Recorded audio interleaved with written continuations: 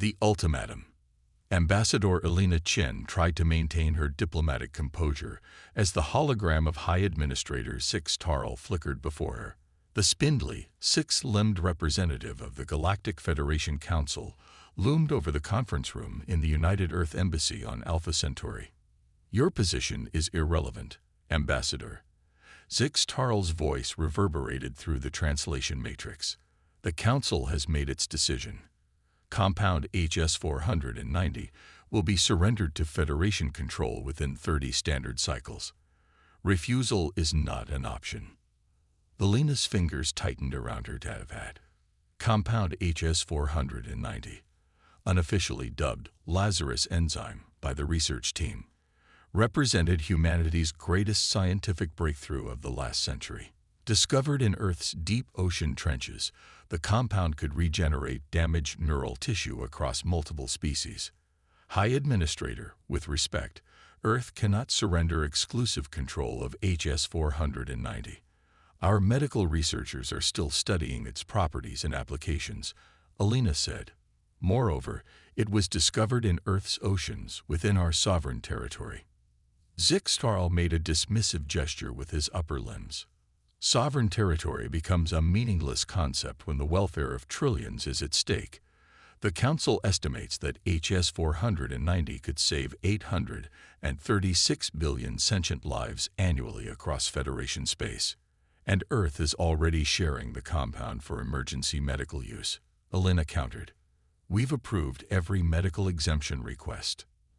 "At exorbitant costs and with restrictive licensing," interrupted Councillor Brexna, a gelatinous being whose translucent body pulsed with bioluminescent anger. "Earth exploits suffering for profit." Elena fought to maintain her composure. "Those revenues fund our continued research to improve synthesis and application. We'd reduced costs by 43% in just 2 years. "Enough," Zixtarl cut her off. "The Council has determined that a Level 3 civilization cannot be entrusted with a resource of such galactic importance. The compound will be seized and distributed according to Federation protocols." The translation didn't capture the condescension in Level 3 civilization, but Elena knew the implication well enough. Humanity had achieved faster-than-light travel only 40 years ago, mere infants on the galactic stage by the Federation standards. "And if we refuse?"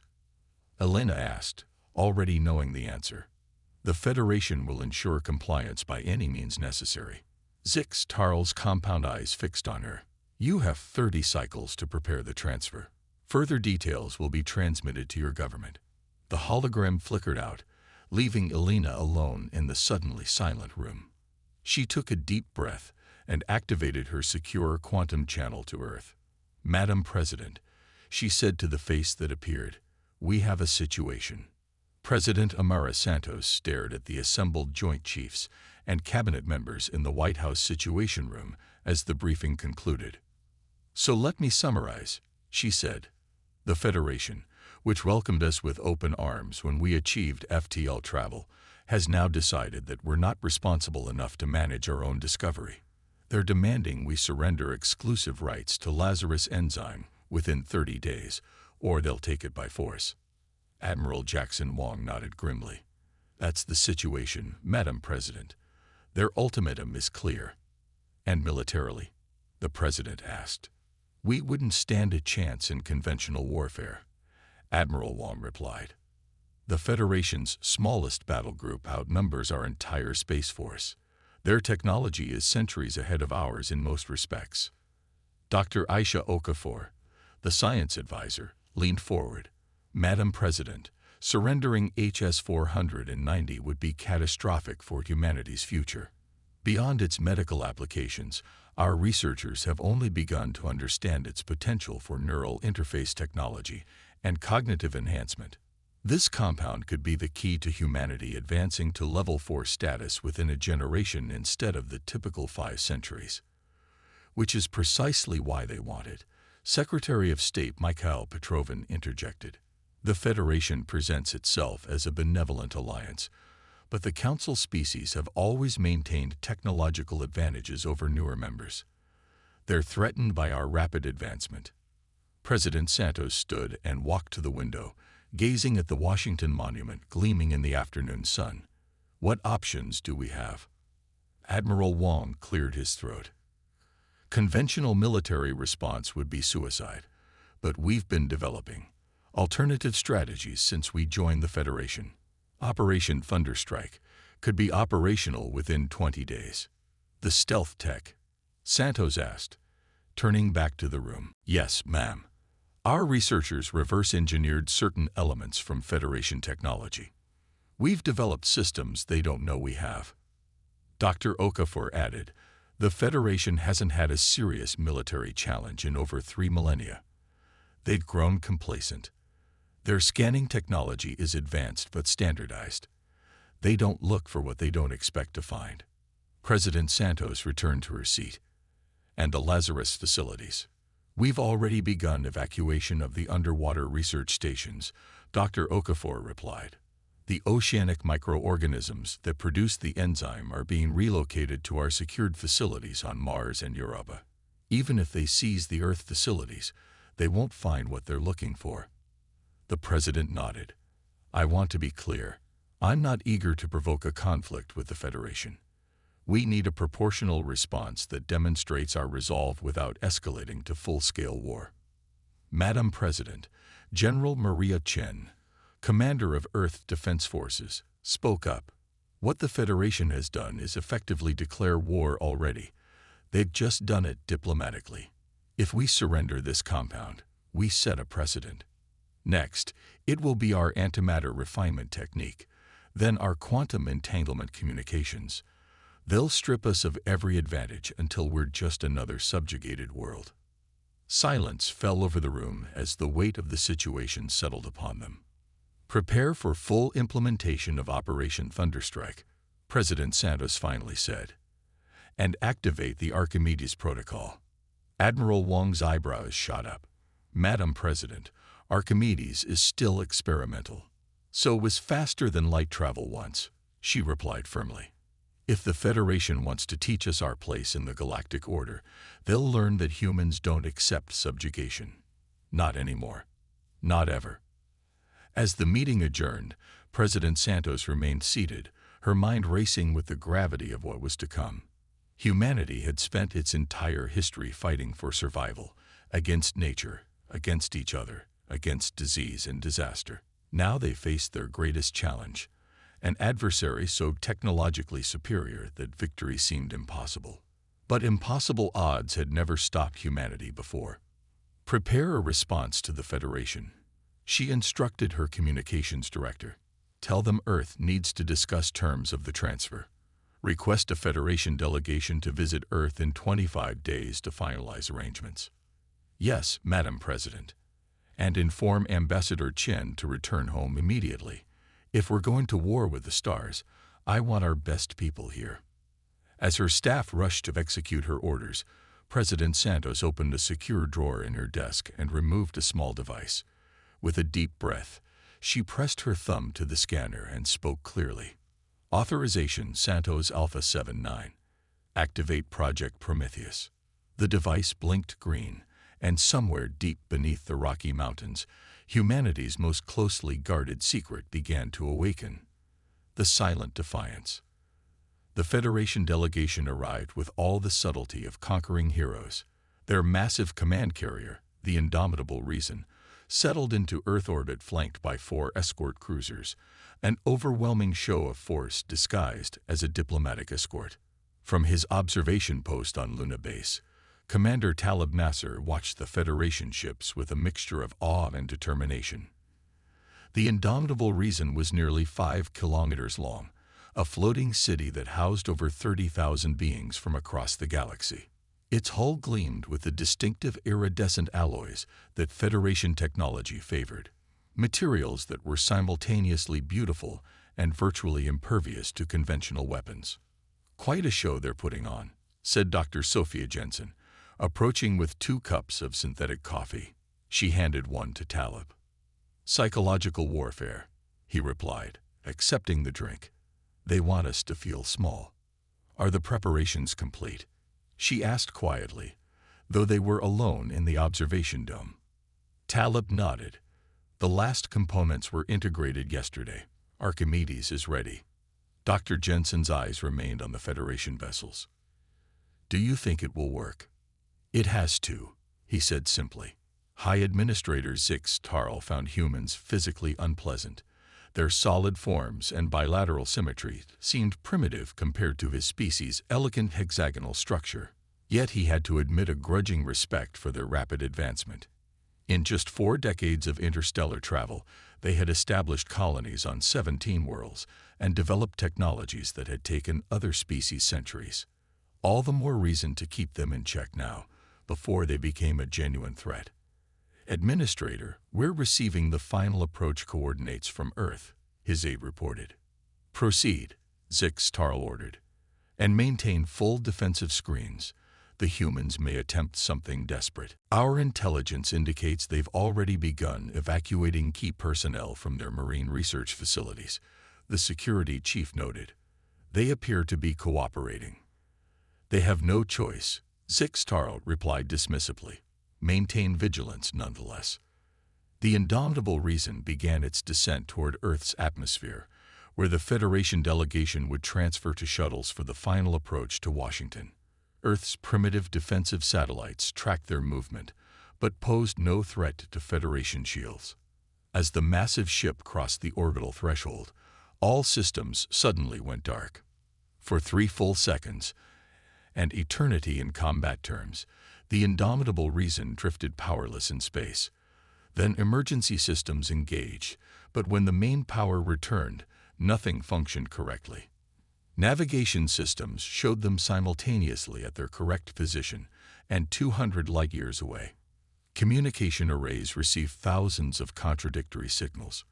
Defensive screens flickered between full power and complete collapse. What's happening? Zix Tarl demanded as the bridge erupted in chaos. Unknown energy surge, Administrator, the chief engineer reported. Our systems are experiencing some kind of quantum-level disruption. On the escort cruisers, the situation was even worse. 2 had lost all power and were drifting dangerously close to Earth's gravity well. Another reported that its weapon systems had activated autonomously and were targeting the indomitable reason itself. Shut everything down, Zix Tarl ordered. Reboot all systems. Sir, we're receiving a transmission from Earth, the communications officer reported. Audio only. Put it through. The calm voice of President Santos filled the bridge. Administrator Zix Tarl, this is a demonstration of the Archimedes system, a quantum wave disruptor that targets the specific subatomic frequencies used in Federation technology. As you can see, we can render your vessels non-functional at will. Your ships are currently experiencing only a 5% disruption field. We can increase this to 100% with a single command. Zix Tarl's upper limbs quivered with barely controlled rage. This is an act of war, President Santos. No, Administrator, she replied evenly. This is a demonstration of sovereignty. Your ultimatum was the act of war. I've transmitted new coordinates for our meeting. You and 2 unarmed representatives may join us there in 2 hours. Your vessels will remain in their current position. And if we refuse, then you'll discover what happens at 50% disruption. I don't believe any Federation vessel has ever attempted atmospheric entry with failing gravitic compensators. The transmission ended, leaving the bridge in stunned silence. The meeting took place not in Washington, but in a nondescript conference facility in Geneva, the historic site of human peace negotiations. President Santos waited with a small team of advisors as Zix Tarl and 2 Federation scientists were escorted in. How did you develop this technology? The administrator demanded without preamble. No Level 3 civilization should be capable of quantum wave manipulation at this scale. You may find that humanity doesn't conform to your neat classification system, President Santos replied. We've been studying Federation technology since our first contact. Your standardized systems have exploitable weaknesses. One of the Federation scientists, a crystalline entity named Vaxilun, vibrated with agitation. Impossible. Our quantum shielding. is based on triphasic harmonics, interrupted Dr. Okafor. We simply created a counter-frequency that induces cascading desynchronization. But the power requirements would be Vax-Lund trailed off, its crystalline structure dimming in what might have been shock. Substantial, Dr. Okafor agreed. Fortunately, our antimatter production facilities have been very productive. Zix-Tarl's compound eyes narrowed. The Federation will not be blackmailed by a primitive species. Then consider this diplomacy, President Santos countered. We're proposing a new arrangement. Earth retains control of HS-490 production and research. We will establish a joint research initiative with Federation scientists and continue to provide the compound for critical medical use throughout the galaxy.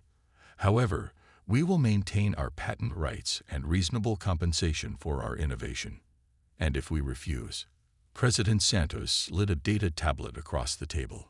These are the current positions of 23 Federation military vessels throughout the galaxy.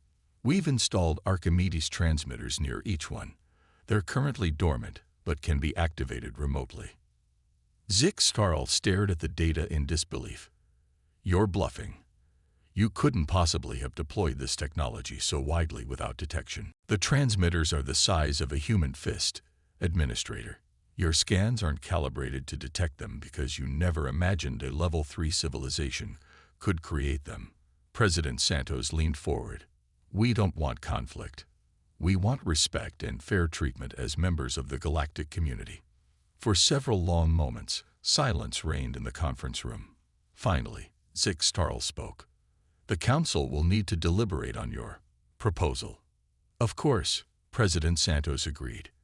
In the meantime, your ultimatum is considered withdrawn, and any military action against Earth or its colonies will trigger an immediate response. Are we clear, Administrator? The alien's upper limbs made a gesture that the translation matrix interpreted as reluctant agreement. Crystal clear, Madam President. The breaking point. The Federation retreat should have been victory enough. For 2 months, an uneasy peace prevailed as the Council deliberated on Earth's counter-proposal. Humanity used the time wisely, accelerating the deployment of Archimedes transmitters to all human colonies and key trading routes. Admiral Wong stood on the bridge of the EDF flagship Resolute, watching as his fleet conducted maneuvers near Jupiter. The ships were small by Federation standards, the largest barely a kilometer in length, but they moved with precision and purpose. Status report on Operation Thunderstrike, he asked his executive officer. Commander Valentina Russo consulted her neural interface. Deployment complete, Admiral. All 27 Federation outposts in our sector are now under observation. Tactical simulations show a 94% probability of success if we need to neutralize their capabilities. Wong nodded. And Prometheus. Final calibration tests will conclude in 6 hours. After that, it's fully operational. Let's hope we never need to use it, Wong said quietly. The Admiral's neural interface chimed with an urgent alert. Priority message from Luna Command, sir.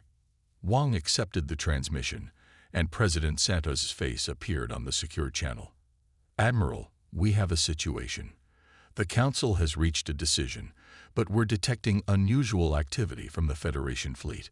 Multiple vessels are moving toward the Epsilon Eridani colony. Defense forces there are reporting scanner anomalies consistent with stealth approaches. Wong's expression hardened. They're making a move against our most isolated colony. That's our assessment. This could be a rogue faction within the Federation military, or it could be their way of testing our resolve. The Archimedes transmitters in that sector. Being jammed somehow, they've adapted faster than we anticipated. Wong turned to his tactical officer. Prepare the fleet for immediate departure to Epsilon Eridani. Maximum speed. Admiral, President Santos interrupted. Even at maximum FTL, you won't reach Epsilon Eridani before the Federation forces. They have a 3-day head start. Then we have no choice, Wong replied grimly. Authorized deployment of Prometheus. President Santos hesitated only briefly. Authorization granted. May God help us all. On Epsilon Eridani II, Colony Governor Maya Rodriguez stared at the emergency alert with growing dread. Federation vessels would reach their system within hours, and the colony's defenses were minimal, designed to deter pirates, not withstand a military assault. "Governor, we're receiving a transmission," her communications officer reported. The holographic display activated, revealing the stern visage of Federation Fleet Commander Draxfor. "Colony of Epsilon Eridani," the alien announced without preamble. "By order of the Galactic Federation Council, this system is now under Federation protection. Your illegal quantum disruption technology presents a clear and present danger to galactic stability. You will surrender all such technology and submit to Federation authority." Governor Rodriguez stood tall despite her fear. "Commander, we have no hostile intentions toward the Federation. This colony is sovereign human territory. Any unauthorized entry into our space will be considered an act of war." Draxfor made a dismissive gesture. "Your threats are hollow, Governor. We've neutralized your disruption transmitters in this sector. Prepare to receive our boarding parties." The transmission ended abruptly. Options. Rodriguez asked for small crisis team. Defense Chief Quayne Nkrumah shook his head. "We have 3 orbital platforms and a dozen defense drones against a Federation battle group. Minimal impact at best. The bunkers are prepared for civilian evacuation," added Security Director Jinwei. "But if they're determined to occupy the colony." Rodriguez made her decision. "Begin civilian evacuation to the emergency shelters. All non-essential personnel go to ground. Defense forces will deploy as planned. We may not win, but we'll make them work for it." As her team rushed to execute her orders, Rodriguez activated her secure channel to Earth. "This is Governor Rodriguez. Federation forces approaching Epsilon Eridani. Request immediate assistance. Initiating Defense Protocol Omega." Across the colony, warning sirens began to wail. In deep space, at a classified location between Earth and Epsilon Eridani, a massive station orbited a nameless dwarf star. Project Prometheus, humanity's ultimate insurance policy. Inside the central control chamber, Dr. Elena Vasquez verified the authentication codes for the 3rd time. "Presidential authorization confirmed," she announced to the assembled team. Prometheus activation sequence initiated. Around her, 24 of Earth's most brilliant minds monitored complex systems that represented the pinnacle of human achievement, technology that even the Federation had never mastered. "Gravitational fold generators at full capacity," reported Dr. Marcus Kim. "Quantum entanglement network stable. Target coordinates locked," added Dr. Fatima Al-Zarani. "Epsilon Eridani system, high orbit of the 3rd planet." Dr. Vasquez stepped to the central console and placed her palm on the biometric scanner. Initiating final sequence. Prometheus deployment in 3, 2, 1. Deep within the station, artificial gravity wells collapsed inward, creating a momentary singularity. Space itself folded like origami in the hands of a master, and for a split second, a stable wormhole formed between Prometheus Station and Epsilon Eridani. "Deployment successful," Dr. Kim announced as the instrument stabilized. "Prometheus array is now in position at Epsilon Eridani." Dr. Vasquez nodded. "Activate the array." Commander Draxfor watched with satisfaction as his battle group approached the human colony. 6 heavy cruisers and a dreadnought against a handful of primitive defense platforms. It wasn't even going to qualify as a battle. "Weapon systems ready, Commander," his tactical officer reported. "The human defenses are powering up, but pose no significant threat."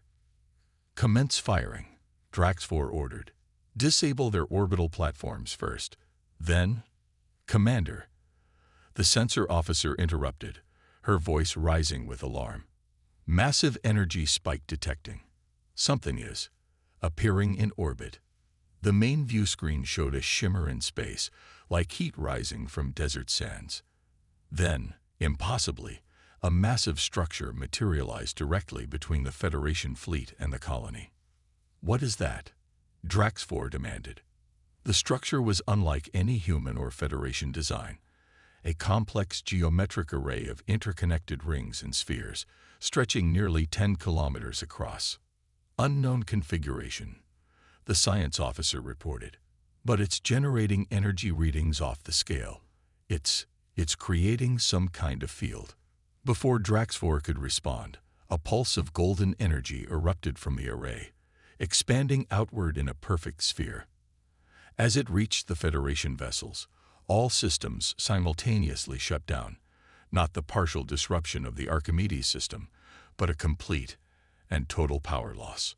On the Dreadnought's bridge, emergency lighting cast eerie shadows as the crew frantically tried to restore power. All systems non-responsive, the chief engineer reported. Whatever that pulse was, it's completely neutralized our power generation. Auxiliary systems, Drax 4 demanded, also non-functional. Even our quantum batteries are drained. A new transmission appeared on the emergency communication system, the only technology still functioning. Governor Rodriguez's face appeared on the small screen. Commander Drax 4, you are experiencing the effects of Project Prometheus, a targeted gravitational wave that disrupts energy production at the quantum level. Your vessels will remain disabled for approximately 72 hours, at which point minimal life support will return. By then, Earth Defense Forces will have arrived. Drax 4 stared at the screen in shock. This is impossible. This technology is beyond even Level 5 civilizations. Perhaps your classification system needs revision, Rodriguez replied calmly. Now shall we discuss the terms of your surrender? The New Order. The Grand Council chamber on Alpha Prime had never witnessed such an extraordinary session. Representatives from all 317 member species filled the vast amphitheater, their murmured conversations creating a symphony of clicks, whistles, and rumbles in thousands of different languages. At the center of the chamber, the 12 High Counselors sat in their elevated positions, facing the unprecedented, a human delegation standing as equals before them. High Counselor Zix Tarl called for order, his voice amplified throughout the chamber. This emergency session of the Galactic Federation Council is now convened. We are here to address the recent incidents involving Earth and to consider their petition for reclassification. President Santos stood with quiet dignity, flanked by Admiral Wong and Dr. Okafor. Before them, holographic displays showed the disabled Federation battle group at Epsilon Eridani, the mysterious Prometheus array that had appeared from nowhere, and technical data on the Archimedes system. Counselors, President Santos began, humanity comes before you not as supplicants, but as equals. The recent confrontation was regrettable but necessary to establish that Earth will not be coerced or subjugated. We seek peaceful cooperation but demand recognition of our sovereignty and achievements.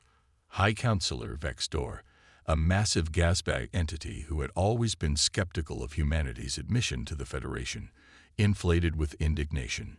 You deployed illegal weapons against Federation vessels.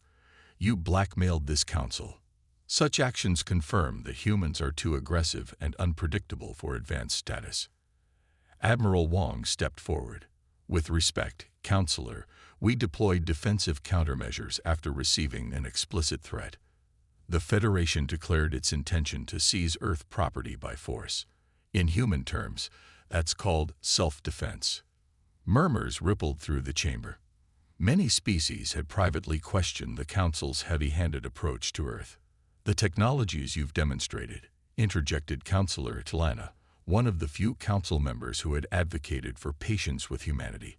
They violate our understanding of scientific progression. No Level 3 civilization should be capable of gravitational manipulation on the scale you've demonstrated with Prometheus, nor quantum wave disruption, as seen in the Archimedes system. Dr. Okafor smiled. Perhaps that's the fundamental flaw in your classification system, Counselor. It assumes that all species follow the same technological development path at similar rates. Humans have always excelled at asymmetrical advancement, making remarkable leaps in specific areas while remaining underdeveloped in others. She gestured to the holographic displays. The Prometheus array represents our mastery of gravitational physics, a field we've studied intensively since Einstein. The Archimedes system exploits our deep understanding of quantum mechanics. Neither technology violates physical laws. They simply approach them from perspectives your civilizations didn't explore. And the wormhole technology? Asked Tilana, gesturing to the data showing how Prometheus had appeared instantaneously at Epsilon Eridani. Even the most advanced Federation species cannot create stable, navigable wormholes at will. We don't claim to be more advanced than Federation species in all areas, Dr. Okafor replied diplomatically. But in this specific application, we found a solution that had eluded others. It's one of humanity's defining traits. We excel at solving supposedly impossible problems when our survival depends on it. Zixtarl's eye stalks quivered with barely contained frustration. The classification system exists for a reason. It ensures that species are integrated into the galactic community at an appropriate pace, preventing technological and cultural disruptions. Or, President Santos countered, it ensures that established powers maintain their advantages while controlling the development of newer members. The system may have begun with noble intentions, Counselor, but it has evolved into a mechanism for suppression. Bold words from a species that nearly destroyed itself in nuclear conflicts barely 2 centuries ago. Vexdor rumbled. Precisely because of those near extinctions, President Santos replied, humanity values its independence so fiercely. We've learned from our mistakes, something the Council seems reluctant to do. The chamber erupted in a cacophony of voices, some outrage, others supportive. Zixtarl called repeatedly for order. When the noise finally subsided, Counselor Tilana spoke. I propose a compromise. Earth has clearly demonstrated capabilities that exceed Level 3 classification. However, reclassification to Level 5 would create problematic precedents.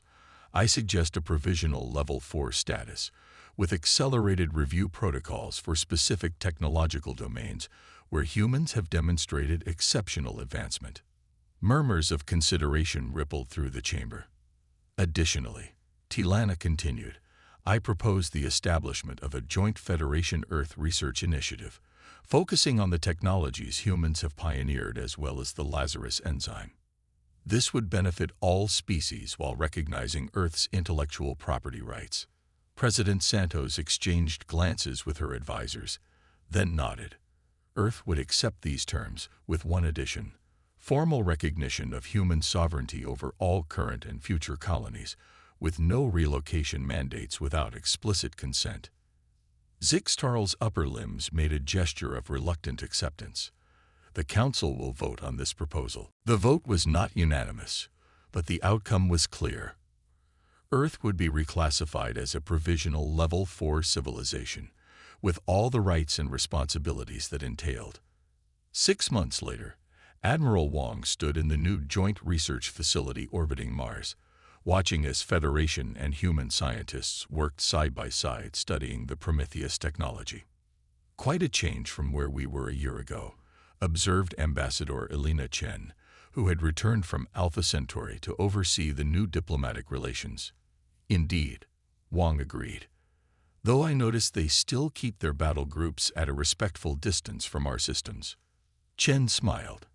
Trust takes time, but respect can be earned overnight. Do you think they've accepted us as equals now? Wong asked. Not yet, Chen replied honestly. But they no longer see us as primitive upstarts to be managed. That's progress. On the observation deck below, a Federation scientist was engaged in animated discussion with Dr. Okafor about the quantum principles behind the Archimedes system. You know what the most important outcome of all this has been, Chen said, watching the scientists. For the first time in Federation history, they're questioning their own assumptions. The classification system is being reviewed. Other lower-level species are advocating for greater recognition of their unique developments. Wong nodded. One confrontation may have changed the course of galactic politics. That's humanity's gift to the galaxy, Chen said. We don't just think outside the box. We question why the box exists in the first place. In her office in Geneva, President Santos received the latest report from the Joint Research Initiative. The Lazarus enzyme had been successfully synthesized at 3 Federation facilities, dramatically increasing production capacity. Treatment costs had fallen by 78%, making the regenerative therapy accessible throughout the galaxy. A notification appeared on her desk, a request for a private audience from High Counselor Six Tarl. Santos raised an eyebrow in surprise but accepted the call. The alien's image appeared before her. President Santos, thank you for accepting my communication. Counselor, this is unexpected. I wish to inform you personally before the public announcement. The Council has approved Earth's full advancement to Level 4 status, effective immediately. The provisional period has been waived based on your continued demonstration of technological and social capability. Santos maintained her diplomatic composure despite her surprise. That's welcome news, Counselor. May I ask what prompted this accelerated timeline? Zixtarl's eye stalks twitched in what Santos had learned to recognize as discomfort. The Council has come to appreciate that our standard assessment metrics may not adequately capture the unique developmental patterns of all species. Your handling of the Lazarus Distribution Initiative has demonstrated a level of ethical consideration that matches your technological capabilities. I appreciate your candor, Counselor. There is one more matter, Six Tarl added. The Council is establishing a special committee to review the entire classification system. We would like Earth to participate, given your unique perspective on its limitations. Santos smiled. We would be honored to contribute to that process. After the communication ended, Santos sat back in her chair, contemplating how dramatically humanity's position had changed in less than a year. From facing subjugation to helping reshape the very foundation of galactic governance, all because humans had refused to bow when pushed. The ancient human philosophers had been right. Sometimes the most powerful response to tyranny wasn't violence, but the simple, unflinching refusal to comply. And when that refusal was backed by unexpected strength and ingenuity, even the oldest powers in the galaxy could be forced to reconsider their assumptions. Humanity had earned its place among the stars not by conforming to the established order, but by challenging it to be better. It was a responsibility Santos didn't take lightly. She opened a secure channel to Luna Base. Dr. Vasquez, it's President Santos. I think it's time we discuss Project Athena.